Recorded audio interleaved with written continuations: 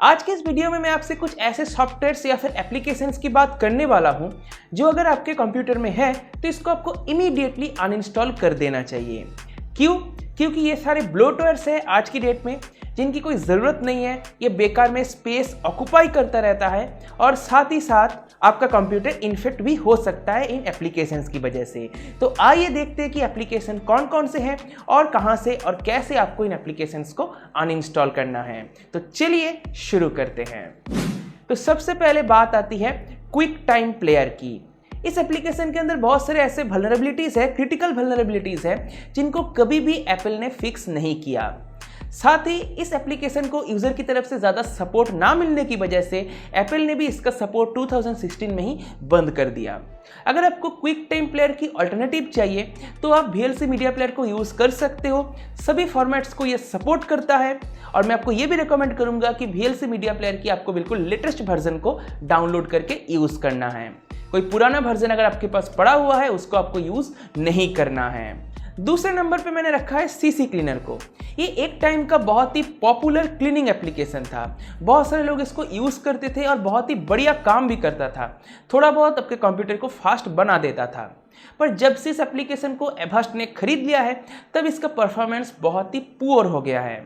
साथ ही एप्लीकेशन तरह तरह के प्रॉब्लम भी करता है, जैसे कि यूज़र के सिस्टम में तरह तरह के मेलर्स वगैरह डाल देना या फिर यूज़र के परमिशन के बिना ऑटोमेटिक अपडेट हो जाना। ऐसे बहुत सारे प्रॉब्लम्स हैं जो CC क्लीनर करता है। तो इसीलिए मैं आपको रिकमेंड करूँगा कि ये एप्लीकेशन अगर आपके सिस्टम में है तो इसको आप इमीडिएटली अनइंस्टॉल कर दीजिए। और सच बताओ तो CC क्लीनर की आज की डेट में कोई ज़रूरत भी नहीं है। विंडोज़ में बहुत सारे ऐसे इनबिल्ट ऐप्स हैं जिनके ज़रिए आप इजीली अपने सिस्टम को फास्ट कर सकते हो और ख़ुद भी थोड़ा बहुत इधर उधर करके आप अपने सिस्टम को फास्ट कर सकते हो। तो ऐसे कोई क्लीनिंग एप्लीकेशन की ज़रूरत नहीं है। सिर्फ यहाँ पे CC क्लीनर की बात नहीं हो रही है, CC क्लीनर की बात नहीं हो रही है। इसके अलावा भी जो तरह तरह के और भी क्लीनर्स हैं जैसे कि माई क्लीन PC या फिर सिस्टम ऑप्टिमाइजर प्रो, तो इस तरह के जो एप्लीकेशन है इनका कोई ज़रूरत नहीं है। अगर आपके सिस्टम में ये इंस्टॉल्ड है इनको आप इमीडिएटली अनइंस्टॉल कर दीजिए। ये सारे क्लीनर्स एक तो यूजलेस है, साथ ही खतरनाक भी साबित हो सकती हैं।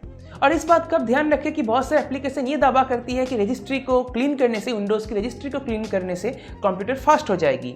तो आप इस एप्लीकेशन को इंस्टॉल कर लीजिए, रजिस्ट्री को क्लीन कर लीजिए, जिससे आपका कंप्यूटर फास्ट हो जाएगा। पर ऐसा कुछ भी नहीं होता है। रजिस्ट्री को क्लीन करने से आपका कंप्यूटर कभी भी फास्ट नहीं होगा। तो अगर कोई एप्लीकेशन ऐसा दावा कर रही है तो इसको आप इग्नोर कर दीजिए। इस एप्लीकेशन को इंस्टॉल करने की ज़रूरत नहीं है। तीसरे नंबर पर आता है एडोबी फ्लैश प्लेयर या फिर शॉकवेव प्लेयर। तो अगर आपको ये एप्लीकेशंस दिखती है आपके सिस्टम में तो इमीडिएटली इनको अनइंस्टॉल कर दीजिए। और साथ ही एडोबी ने अनाउंस भी कर दिया था कि 2021 की जनवरी के महीने से ही एडोब फ्लैश प्लेयर की जो सपोर्ट है बंद हो जाएगी।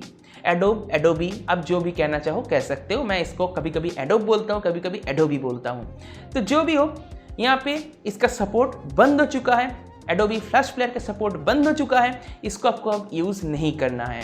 साथ ही कोई भी ब्राउज़र आज की डेट में एडोबी फ्लैश प्लेयर का यूज़ नहीं करता है। जो भी लेटेस्ट ब्राउज़र्स है जैसे कि गूगल क्रोम, मोजिला फायरफॉक्स या फिर Microsoft Edge, Adobe flash player का यूज़ नहीं करता है। तो अगर आपको ये एप्लीकेशन दिखे अपने सिस्टम में तो इसको इमीडिएटली अनइंस्टॉल कर दीजिए, क्योंकि जैसे जैसे टाइम बीतता जाएगा एडोबी फ्लैश प्लेयर हैकर्स के सामने वल्नरेबल हो जाएगा, जिससे आपका कंप्यूटर का भी नुकसान हो सकता है। तो मैं आपको रिकमेंड करूंगा कि एडोबी फ्लैश प्लेयर या फिर शॉकवेव प्लेयर जैसे कोई एप्लीकेशन अगर आपके सिस्टम में इंस्टॉल्ड है तो इनको इमीडिएटली अनइंस्टॉल कर दीजिए। इस लिस्ट की चौथे नंबर पे आता है ब्राउज़र की टूल बार्स या फिर एक्सटेंशंस। बहुत बार गलती से कोई सॉफ्टवेयर इंस्टॉल करने के टाइम पे ऐसे टूल बार्स हमारे सिस्टम में इंस्टॉल्ड हो जाते हैं। जैसे कि आपने देखा होगा ask tool bar, Google tool bar, Bing tool bar या फिर याहू टूल बार, ऐसे बहुत सारे तरह तरह के टूल बार्स हैं जो हमारे सिस्टम में इंस्टॉल हो जाते हैं और स्पेस ऑक्युपाई करता है और वो कोई काम का भी नहीं होता। ऐसे कुछ ब्राउज़र एक्सटेंशंस भी है जो बेकार में इंस्टॉल हो जाते हैं और बाद में वो जाके प्रॉब्लम करता है। अब एक्सटेंशंस किस तरीके से प्रॉब्लम कर सकता है, आपके लिए हानिकारक हो सकती है, उसके ऊपर एक डिटेल में वीडियो मैंने पहले ही बनाया है, उसका लिंक आपको आई बटन पे मिल जाएगा। तो अगर आप देखो कि आपके सिस्टम में ऐसे कोई टूल बार्स इंस्टॉल हो चुके हैं या फिर ऐसे कोई एक्सटेंशंस इंस्टॉल हो चुके हैं तो इनको इमीडिएटली अनइंस्टॉल कर दीजिए। और जब भी आप कोई सॉफ्टवेयर या फिर एप्लीकेशन इंस्टॉल करो तो उस समय जब आप नेक्स्ट कर रहे हो, इस टाइम पे थोड़ा सा ध्यान रखें कि आप किस पे नेक्स्ट कर रहे हो। क्योंकि आपके परमिशन के बिना वो एप्लीकेशन इंस्टॉल नहीं हुआ है। जनरली ऐसा ही होता है, आपके परमिशन के बिना वो एप्लीकेशन इंस्टॉल नहीं होता है। तो आपने गलती से नेक्स्ट कर दिया और एप्लीकेशन जाके इंस्टॉल हो गया और ब्लोटवेयर जाके इंस्टॉल हो गया। ओरिजिनल एप्लीकेशन का तो इंस्टॉल होना ही था, पर ब्लोटवेयर भी इंस्टॉल हो गया जो ज़रूरत नहीं था। अगर ये ब्लोटवेयर किसी तरह कोई वायरस या फिर मैलवेयर होता है तो आप समझ सकते हो क्या परेशानी हो सकती है। नेक्स्ट आता है जावा। एक नॉर्मल यूज़र को कभी भी इस प्रोग्राम की ज़रूरत नहीं होती है। अगर आप एक एंड्रॉयड डेवलपर हो या फिर आपके पास कोई एक ऐसा सॉफ्टवेयर है जो इस प्रोग्राम को यूज़ करता है, तब ऑब्वियसली बात अलग है, पर नॉर्मल यूज़र्स को जावा की ज़रूरत नहीं होती है। जावा प्रोग्राम की दो बेसिकली पोर्शन होती है, एक है जावा ऑन द डेस्कटॉप, दूसरा है जावा प्लगइन फॉर ब्राउजर्स। पहले क्या होता था, बहुत सारे वेबसाइट्स जावा का यूज़ करते थे, जिस वजह से इस प्रोग्राम को हमें इंस्टॉल करके रखना पड़ता था।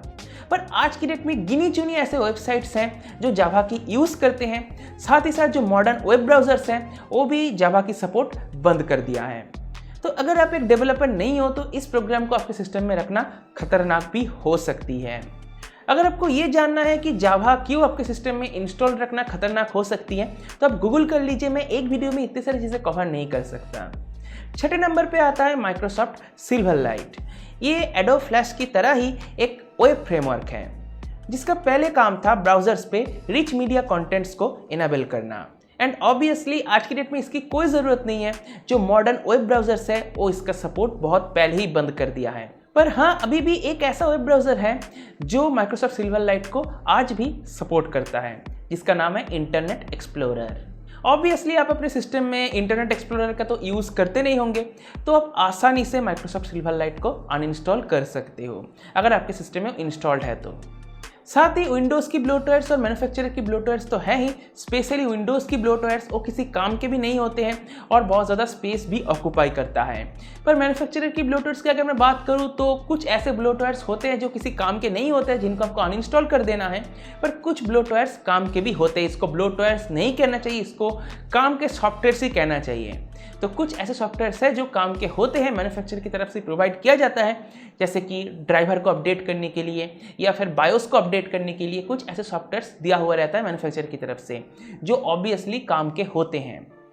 तो अगर आपको विंडोज़ की ब्लोटवेयर्स को अनइंस्टॉल करना है तो तरह तरह के सॉफ्टवेयर्स आपको मिल जाएगा इंटरनेट पे, आप वहाँ से उनको डाउनलोड करके इन ब्लोटवेयर्स को अनइंस्टॉल कर सकते हो। तो इतने टाइम से जो मैं आपको बता रहा हूँ कि ये एप्लीकेशन अगर आपके सिस्टम में इंस्टॉल है तो, वो एप्लीकेशन अगर आपके सिस्टम में इंस्टॉल है तो आप ये सब चेक कहाँ से करोगे? बहुत ही आसान है। आप विंडोज़ की सर्च बार में जाइए और यहाँ पे जाके आप लिखिए ऐड और रिमूव प्रोग्राम। यहाँ पे आप चेक कर सकते हो कि कौन सा एप्लीकेशन आपके सिस्टम में इंस्टॉल है, कौन से नहीं है। यहाँ पे आप चाहो तो सर्च भी कर सकते हो, ऐड और रिमूव प्रोग्राम के अंदर आप सर्च भी कर सकते हो। तो मैंने जो एप्लीकेशंस आपको बताया है इनको आप ढूंढिए, अगर आपको मिल जाता है तो आपको इनको सिंपली अनइंस्टॉल कर देना है। तो बस मुझे उम्मीद है आपको पता चल गया होगा कि कौन से एप्लीकेशंस की आज की डेट में ज़रूरत नहीं है, कौन से एप्लीकेशंस आपके सिस्टम के लिए खतरनाक हो सकती हैं। तो इसी के साथ आज की इस वीडियो को मैं यहीं पर समाप्त करता हूँ। मुझे उम्मीद है आपको वीडियो को पसंद आया होगा। अगर आपको वीडियो पसंद आया तो वीडियो को लाइक कीजिए, अपने दोस्तों के साथ शेयर कीजिए। अगर आपके मन में कोई सवाल है तो मुझे कमेंट सेक्शन में बेझिझक दीजिए, पूछ सकते हो, मैं इसका आपको जरूर रिप्लाई करूँगा। और अगर आपने अभी तक चैनल को सब्सक्राइब नहीं किया, सब्सक्राइब कर लीजिए। सब्सक्राइब करने के साथ नोटिफिकेशन बेल है उसको भी जरूर टैप कर दीजिएगा। इससे ये होगा कि जब मैं कोई नया वीडियो अपलोड करूँगा तो नोटिफिकेशन मिल जाएगी। इसी के साथ इस वीडियो को मैं यहीं पे समाप्त करता हूँ। देखने के लिए दोस्तों आपका बहुत बहुत धन्यवाद। Good bye.